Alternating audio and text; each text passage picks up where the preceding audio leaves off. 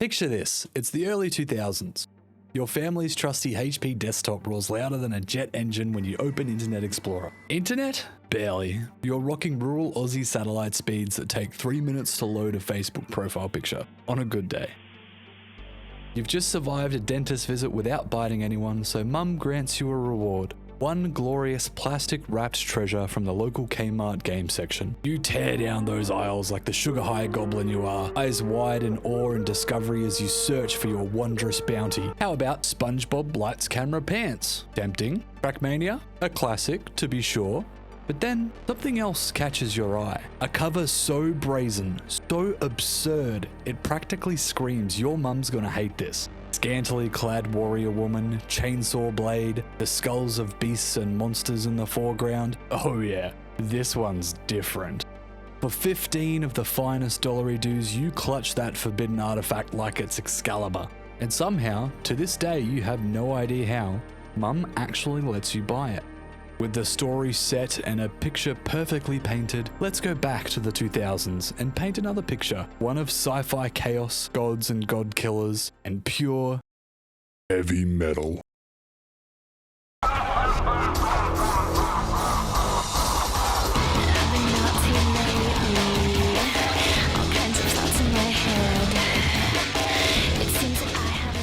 Before God of War made chain blades and god killing cool, and before Bayonetta and Devil May Cry turned stylish combat into an art form, a crazy comparison, I know, but stick with me here, there was Heavy Metal F.A.K.K², a game with guts, metal, and a whole lot of fucking attitude.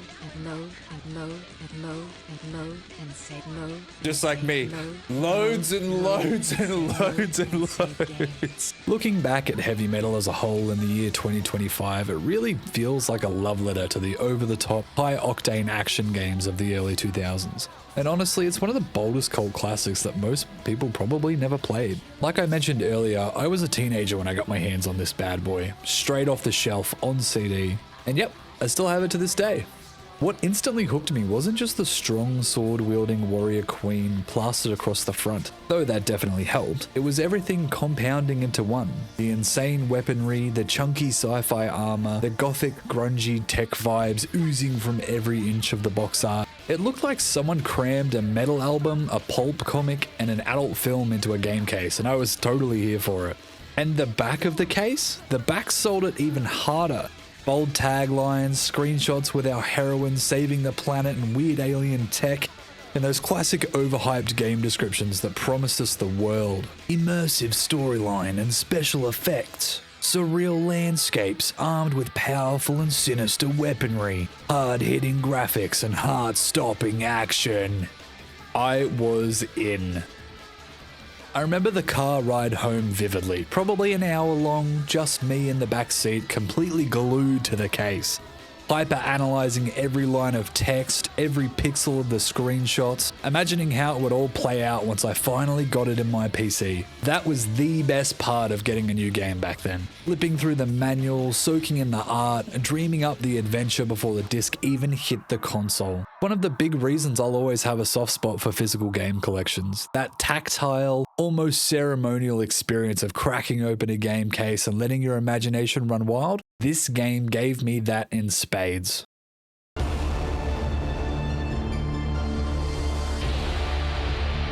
Heavy Metal F.A.K.K² hit PCs in the year 2000, developed by Ritual Entertainment using the then cutting-edge Quake 3 or id Tech 3 engine, one of the first games to be developed on the engine outside of Quake 3 Arena. This same engine gave birth to some of my all-time favorite classics like Return to Castle Wolfenstein, the Star Wars Jedi Knight games, and Soldier of Fortune 2, which might be another video entirely in the future if this one does well. It was originally slated to be on the Quake 2 engine, but switched engine partway through development, causing complications which we'll cover soon. F.A.K.K² is loosely based on the heavy metal comics and magazines, and is a spiritual successor to the cult 1981 and 2000 animated films of the same names. The original Heavy Metal was a self-described anthology film based on stories and themes from a series of comics from the same era. This means that heavy metal lore goes deep into the 70s and 80s, which is honestly super cool. Heavy Metal 2000 is probably the piece of media most people have either seen or at least heard of. It's also the one that the game draws the most inspiration from, especially since it directly references the killer warlord antagonist Tyler in a number of sequences in the game. I remember seeing clips and bits and pieces of Heavy Metal 2000 back in high school, and a lot of what I did see stuck with me as a young adult just due to the absolutely brutal nature of it. It definitely hasn't aged as gracefully as I had hoped, but there are some pretty awesome fight scenes and painful moments that help pull its jumbled story together that I definitely can't show on YouTube, but I recommend that you do check it out yourself. I can absolutely see why there was so much hype around Heavy Metal. Its shifting art styles and bold character designs definitely made it stand out at the time. That kind of raw, unforgettable energy was a big part of what made the film stick, and it carried straight over into the game, thanks in no small part to the woman at the center of it all. Real-life actress Julie Strain lends both her voice and likeness to the game's main character, giving it a real sense of authenticity and a badass attitude. She also voiced and modeled for Julie in the 2000s animated movie and was credited in over 100 films throughout her career, with her heavy metal work being among her proudest, with large sections of her autobiography apparently dedicated to it. Julie was also married to heavy metal co-creator Kevin Eastman, yes, the co-creator of Teenage Mutant Ninja Turtles, during the production of the film and game. Sadly, she passed away in 2021 due to complications from various health issues. Rest in peace to an absolutely underrated, powerful, and badass woman. Even with Julie's star power and dedication behind the project, things weren't exactly smooth sailing when it came to getting the game off the ground. The game had an unfortunately pretty tumultuous development. Senior programmer Scott Alden stated in his post-mortem blog on GameDeveloper.com that there were a few fundamental issues that plagued Heavy Metal's creation. The first being that there was little to no project management, and when direction did exist, it was sporadic and often misguided. The team also suffered from an insane turnover rate. Only one developer out of an estimated 30 made it through the game's chaotic 18-month development cycle to see the final product. And lastly, complex systems and programming roadblocks seemed to have no end, with game design in the late 90s reaching a tipping point and 3D development going ahead full speed with a brand new game engine at the time being introduced mid-development. These issues definitely dampened the game's potential somewhat. The story is incredibly short. I completed the whole game in about 5 hours on stream, and there are hooks to the story that are great building blocks that unfortunately lead to a nowhere journey to a nowhere conclusion with a cliffhanger that we'll never get a resolution for. There's no multiplayer, which was almost a must-have at the time for PC gamers, and bugs are a frequent nuisance. But for a game released in 2000, it still stands out as a diamond in the rough. For that exact reason, I've always had a particular soft spot for this game. Despite all these behind-the-scenes struggles, the final product delivered a surprisingly memorable and distinct sci-fi adventure, one that stuck with me ever since I first played it so many years ago.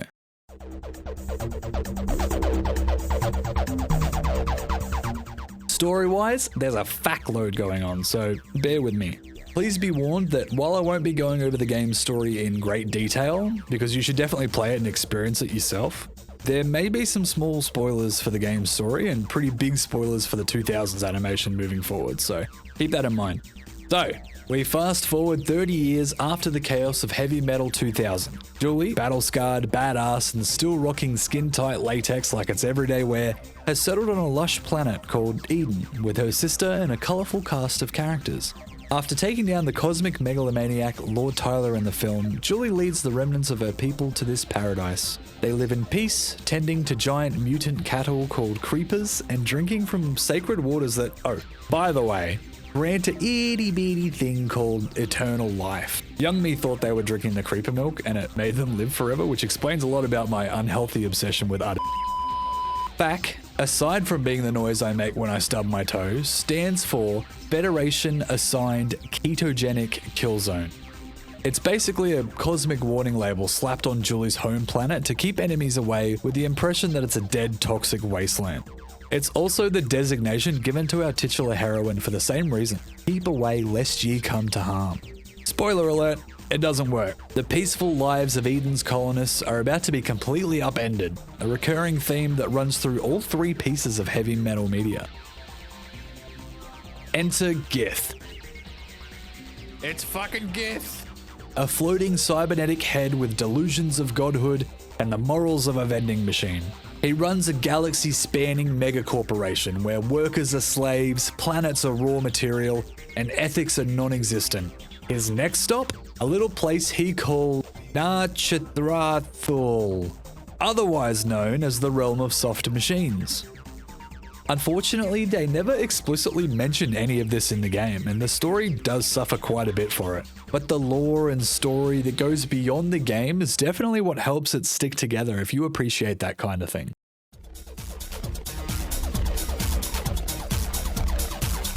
Gameplay-wise, I think Tomb Raider meets a smidgen of Quake and sprinkle in a whole lot of heavy metal attitude. You'll be running, jumping, climbing, solving puzzles, and most importantly, carving your way through waves of enemies with an arsenal that ranges from brutal melee weapons to flamethrowers and sci-fi blasters that feel ripped straight from a Megadeth album cover. Funnily enough, FAKK² introduced dual wielding before it was popularized by mainstream gaming. Long before John Halo or Ricky Cockadoodie made it a thing, Julie was mixing and matching weapons like a chaotic goddess of destruction. It's fast, frantic, and feels like you're starring in your own over-the-top sci-fi action movie at times. Albeit, the action movie in question is a Steven Seagal or Neil Breen flick, my point stands nonetheless.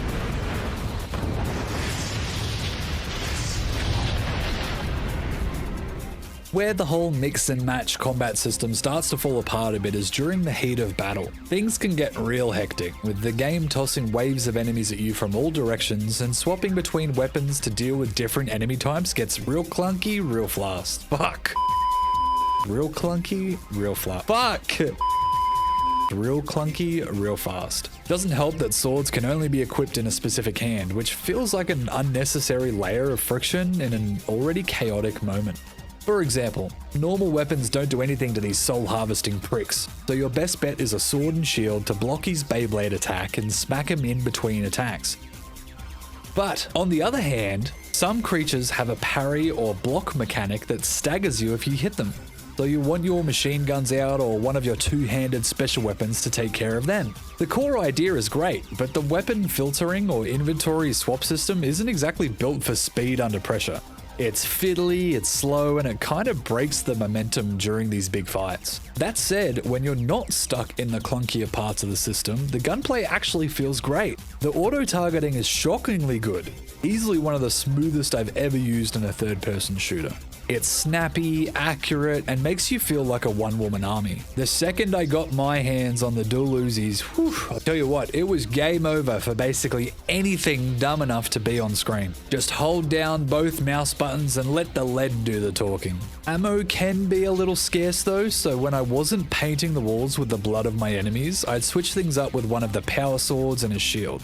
That combo still hit like a damn truck and was perfect for slicing through mid-tier enemies. The level design leans into verticality with big open areas, winding paths, and a few secrets stashed away for players that are willing to explore. Now, is it perfect? Fact no. The combat can feel a little janky overall by modern standards, and the platforming sometimes makes you want to fucking end it all. Julie, please, I'm fucking begging you. Julie, please. Julie, please! But even at its clunkiest, it never feels boring. There's always something wild around the next corner, a bizarre new enemy, an off-the-wall weapon upgrade, a new, even more revealing warrior outfit for Julie. Montage number 1 of Julie putting on clothes.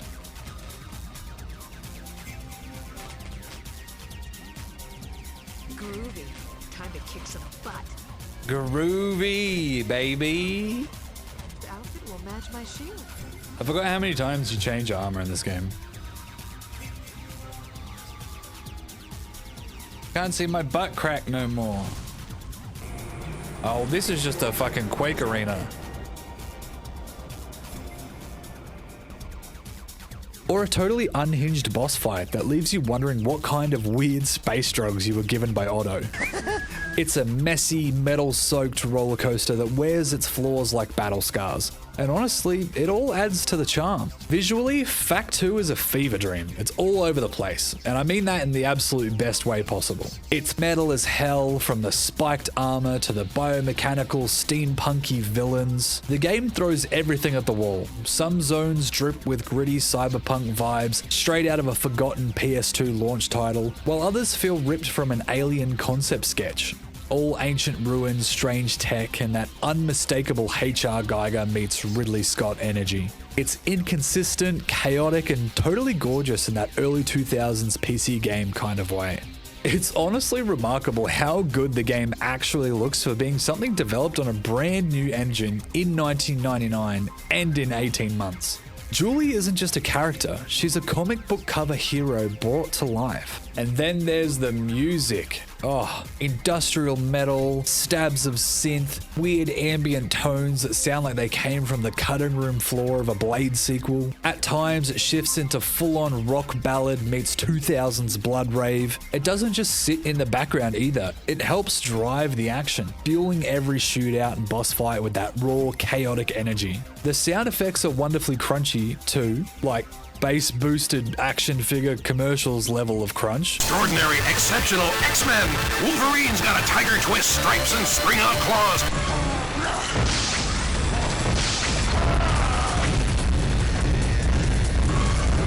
Sometimes so loud they overpower the music or voice lines. The tale of your victory has traveled far, God Killer. This is a warning of what is to come. Soon after this beacon reaches your planet, the spoiler will be upon you. And once he is here, there will be little hope for survival. But honestly, that might be less a design flaw and more a case of modern PCs struggling to emulate what was probably balanced for a janky old sound card. Still, when everything's firing, it feels awesome, like you're unloading steel death into a horde of screaming mutants. The exception is this fucking bird. Fuck that fucking bird in the town square. Wish I could turn that bird off.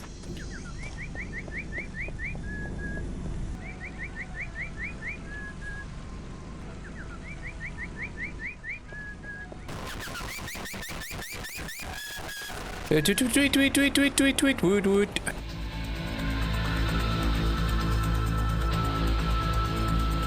At launch, FAKK² got decent reviews but never hit mainstream success. Some praised its unique style and gameplay, others found it a bit clunky. Today, it's mostly forgotten, buried under the avalanche of early 2000s shooters. But those who played it remember it fondly as something really different. No remasters, no sequels, just a weird, bold time capsule of an era when games were still figuring out how weird they could be. That being said, Tom Mustaine, a game designer that originally worked on FAKK² and is now studio director at a little game company known as Bethesda Game Studios, don't know if you've ever heard of it, tweeted out in 2015 that he, quote, had been trying to get FAKK² re-released for years, but there had been lots of rights issues, and was generous enough to mail one lucky fan of the game a signed copy. What an absolute legend. Shout out to you, Tom.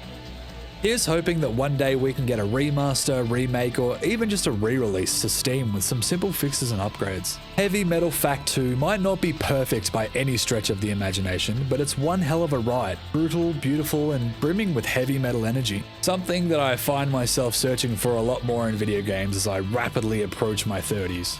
There's also something refreshing about how unapologetically of its time the game is. It's not trying to be a live service experience. It doesn't have crafting systems or skill trees or dialogue wheels. You're here to shoot monsters, explore what Eden has to offer, and look badass doing it. I really wish we could have gotten more of the story fleshed out, or at least a bit more of a cohesive version of the story that was told, as I believe it's a fantastic IP that definitely doesn't deserve to be forgotten. If you too like forgotten gems, bizarre genre mashups, or just want to see what gaming looked like at its wildest as it approached a new millennium, give this classic a shot. For obvious reasons, I can't tell you how to play it, but it's definitely easier than you might think. Just save often and watch out for that fucking bird in the town square. If you made it this far into the video, thanks for watching. This is my first foray into this style of YouTube content, and I had a blast making it, so definitely expect more of these in the future.